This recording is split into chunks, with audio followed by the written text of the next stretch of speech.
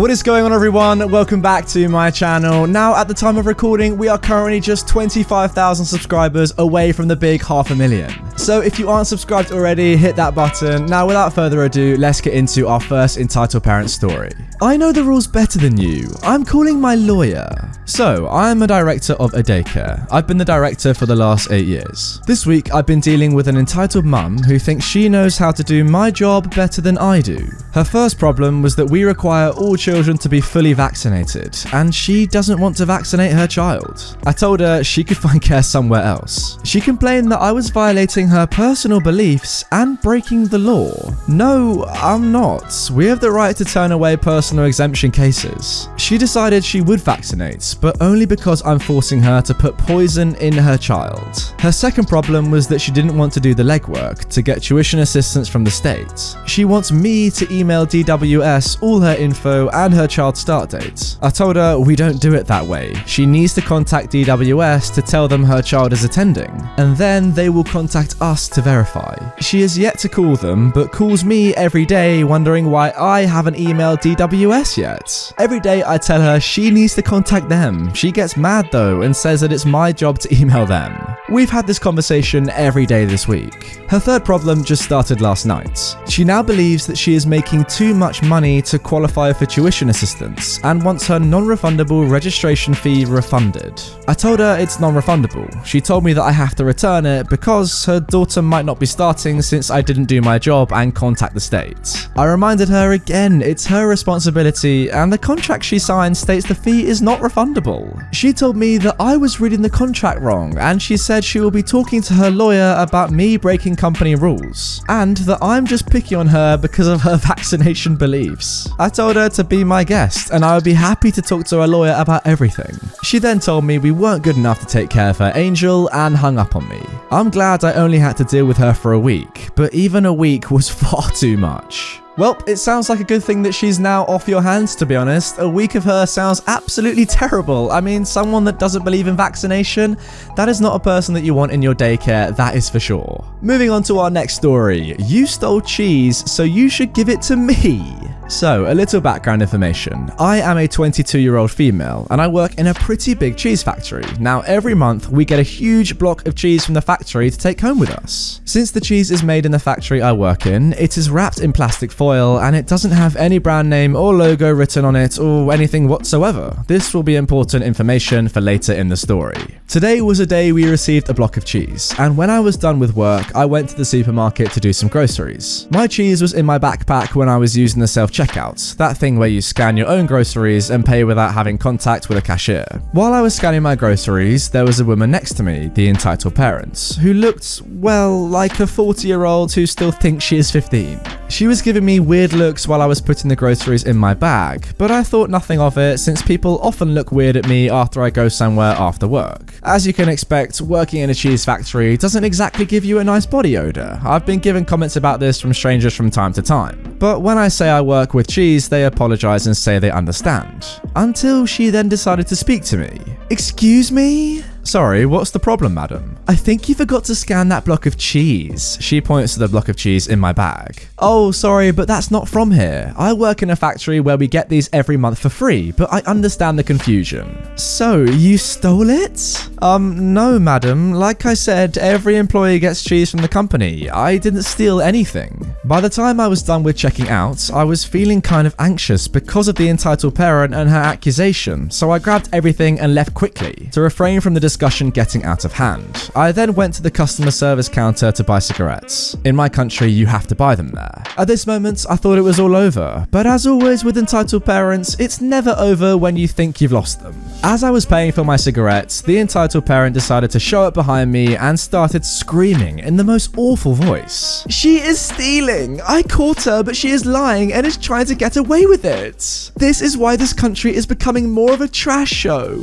I turn around with the biggest, really bruh face. Madam, I just told you that. Check her bag. There is a huge block of cheese there that she is trying to steal. The store attendant faces towards me. Madam, may I check your bag? I say no problem and grab the block of cheese while I explain to her about the free cheese deal from my company. All the while, the entitled parent is screaming lies in the background. In the meantime, the store manager noticed the ruckus and came to ask what was happening. Of course, the entitled parent immediately faces towards her and starts ranting about how they dare to allow thieves in their store. The store manager faces towards me and asks, "Miss, is this true?" "Not in the slightest. Like I just said to your colleague, I get this cheese from work every month. You can even check security cameras if you'd like." "Yes, do that. She is trying to get away with it." And then suddenly, the store attendant decided to say something. "Manager, I think the young girl isn't lying. This cheese is wrapped in plastic foil and it doesn't have any brand name, nor do we sell fresh blocks of cheese here. They only sell packaged blocks." After hearing this, the entitled parent's face turns pale. And again, when I thought it was over, it wasn't. "Well then, if you got it for free, you should give it to me, since I'm a stay-at-home mother and I deserve it more. Give it to me." Me, the store attendant, and the store manager all just take 10 seconds of absolute silence to think about what the heck was actually happening. The store manager said, "Madam, please keep it down. This girl didn't steal anything nor bother anyone. Just let her be, or else I'm going to ask you to leave." "But it's not fair. I'm a stay-at-home mum, so I'm an essential worker. I deserve it, and not this young brat." "But she got this from work, and if she is still working, doesn't that make her an essential worker?"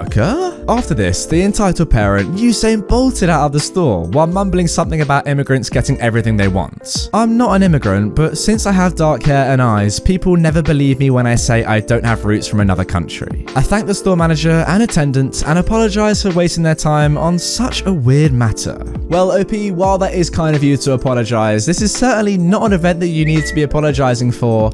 It's kind of rude that entitled parent just got out of there. She should be the one admitting to her mistake.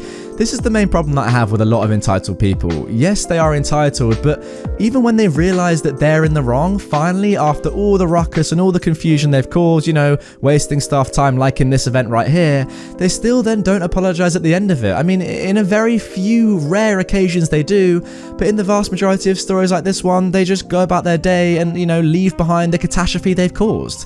Kind of horrible if you ask me. And again, we see that argument of, "I'm a single mum, I'm an essential worker." I mean, come on, get out of here with that BS, man. Come on. Moving on to our final story now. Entitled dad demands a meeting room to speak with his daughter. "Sir, you aren't allowed to see her." So, background info. I worked in a high school in a low socioeconomic area for a while. Now, when you work at a school, you have a database of students' names with basic information like parent contacts, medical issues, and restricted access notes. Restricted access notes just mean that the child is not allowed to be seen by certain people, whether that be due to divorce or something worse. This day was a day like any other, and I was absolutely flat out trying to get work done and deal with phone calls. Then this dad walks in around third period and takes a seat, seeing that I am very busy. Eventually, I call him over and ask how I can help him. "Yes, I'd like to use one of your meeting rooms to speak with my child, please." "I'm sorry, I'll have to check if meeting rooms are available for such a thing without a staff member present. They weren't allowed, by the way."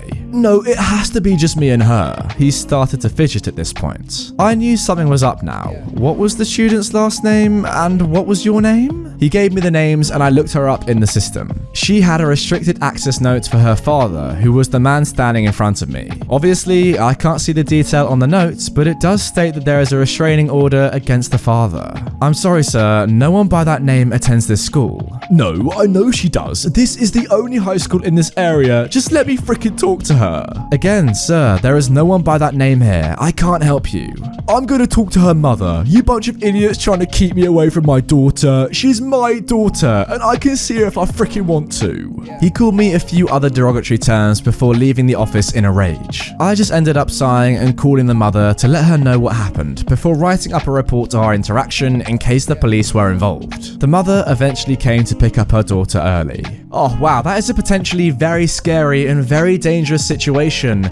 Yeah, as you said, you've seen that there's a restricted access note on the pupil's profile. It says, well, you say that you know that it's to do with a restraining order, but you don't know why that restraining order is there. It could be something, quite trivial, to do with the divorce and the mum not wanting the dad to see the kid just for that benign reason. But it could be something way more serious, abuse, etc., etc. It literally could be anything. Yeah, you've done the right thing there for sure. I assume you have some sort of policy in place where if you see that sort of note on a pupil's profile, you have to say, no, this pupil is not there, not at this school, for their own safety. Yeah, I just worry about if someone had done a different thing in your situation and said, no, you're not allowed to see that student, you know, admitting that they're at that school. The dad could have gone crazy, could have, you know, tried to break into the school, went and found the daughter in their classroom. It could have been absolutely horrible. And yeah, like you say, police could easily be involved in a situation like this. Overall, OP, you did the right thing. Whew, that was a close one, that's for sure. Anyway guys, that is going to do it for this video. I really hope you have enjoyed it. If you did, show your support by dropping a like down below, comment your opinions on these 3 stories, and subscribe if you haven't done already. As I said in the intro, we are now 25,000 subscribers away from the big 500,000.